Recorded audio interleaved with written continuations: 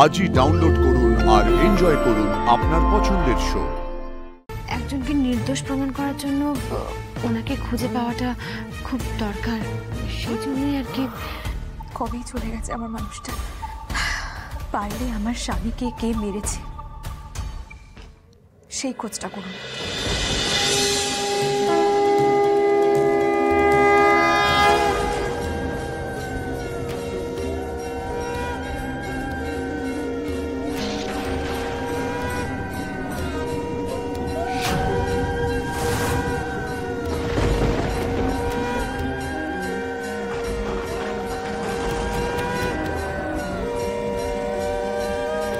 মহেশ্বর পথ দেখিয়েছেন।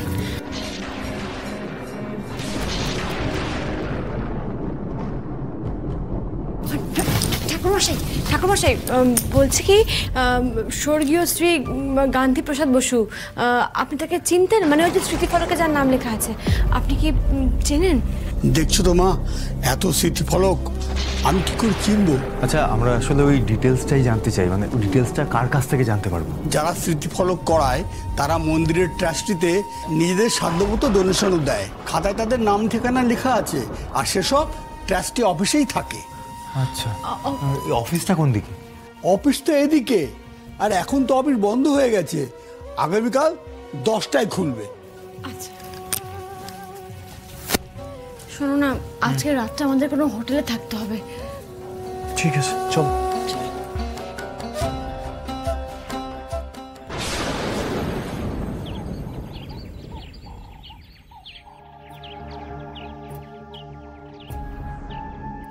এই যে, এই হলো গান্ধী প্রসাদ বসুর বাড়ির ঠিকানা। উনি 1 বছর আগে মারা গেছেন।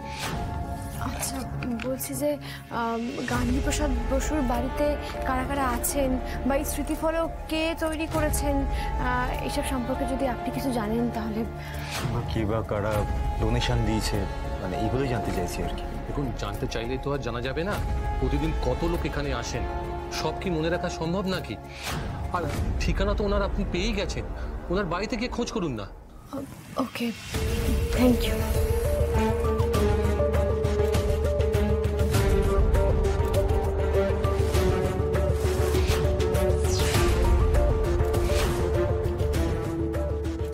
একজন স্বামী স্ত্রী গান্ধী প্রসাদ বসুর খোঁজ করছিল, ওনার বাড়ির দিকেই গেল।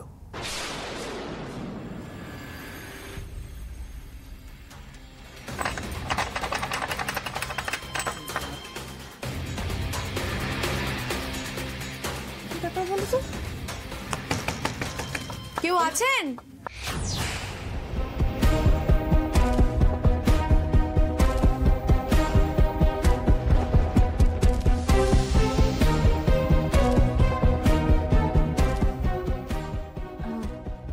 আপনাদেরকে তো ঠিক চিনলাম না। নমস্কার, আসলে আমরা মন্দিরের ট্রাস্টি থেকে গান্ধী প্রসাদ বসুর ঠিকানা নিয়ে এখানে এলাম। উনি এখানেই থাকতেন তো? হ্যাঁ, উনি আমার শ্বশুর মশাই। 1 বছর আগে উনি মারা গেছেন। হ্যাঁ, আমরা শুনেছি। বলছি, একটা জিনিস জানার ছিল, মানে এই গান্ধী প্রসাদ বাবু সায়ন্তন বসু বলে একজনকে নিয়মিত চিঠি পাঠাতেন। আপনি কি সায়ন্তন বসু বলে কাউকে চেনেন? কি হলো বলুন না, চেনেন? উনি আমার স্বামী।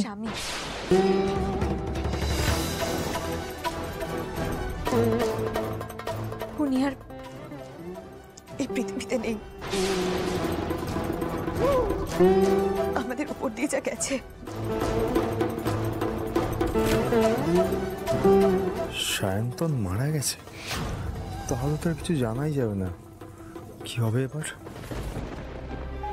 আমরা খুবই দুঃখিত আসলে, মানে আমি তো জানতাম না। আপনাদের কি দরকার বলুন তো? কেন এসেছেন আপনারা? একটা দরকার ছিল, আমরা একটু ভেতরে গিয়ে কথা বলতে পারি? আসুন।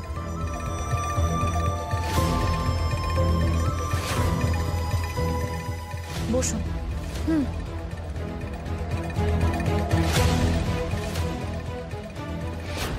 আপনি খুব পুজো আচ্চা করেন, তাই না? হ্যাঁ, আসলে আমার শ্বশুর মশাই আর উনি চলে যাওয়ার পর থেকে আমার ছেলে আর এই ঠাকুর ছাড়া আমার কি বা আছে বলুন? ও আপনার ছেলে কোথায়? দেখতে পাচ্ছি না তো। স্কুলে গেছে।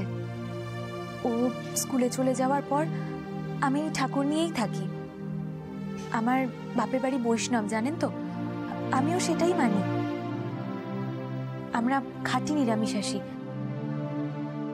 আসলে ঠাকুর সেবা করছিলাম, তাই দরজা খুলতে একটু দেরি হয়ে গেল। না না, আচ্ছা, আপনারা এবার দয়া করে বলুন তো যে আপনারা কারা, আমার এখানে কেন এসেছেন? বলছি, সব বলছি।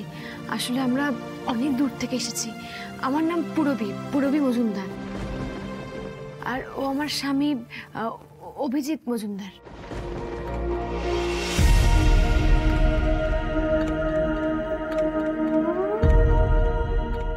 আসলে আমরা ওই সায়ন্তনের ব্যাপারে একটু খোঁজ খবর নিতে এসেছিলাম। ওই পুরুলিয়ায় বাঁধের জল ছাড়তে গিয়ে ওই বাঁধের কাজটাই যত নষ্টের গোড়া। ওই বাঁধের কাজটা চলে গেল, তারপরেও কলকাতা চলে গেল কাজের সন্ধানে। আমাদের টানাটানির সংসার। বাবা ওকে চিঠি লিখতো, টাকা পাঠাতে বলতো। চিঠির উত্তর সবসময় এলেও টাকা আসতো মাঝে মধ্যে। তারপরে বছর আড়াই আগে হঠাৎ করে খবর পেলাম যে ও আর নেই। ভাগ্য, সবই আমার ভাগ্য, বুঝলেন তো?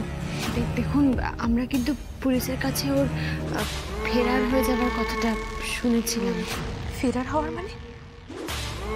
পালিয়ে গেছিল, তাই তো? পালিয়ে ও কোথায় আসতো? আমাদের কাছে।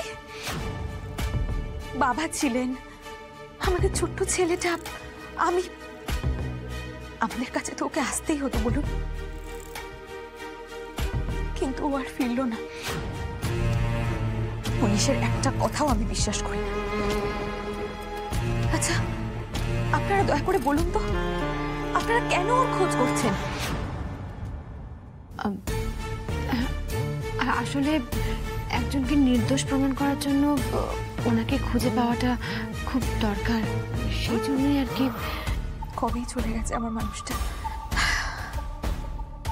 শুনুন, পারলে আমার স্বামীকে কে মেরেছে সেই খোঁজটা করুন।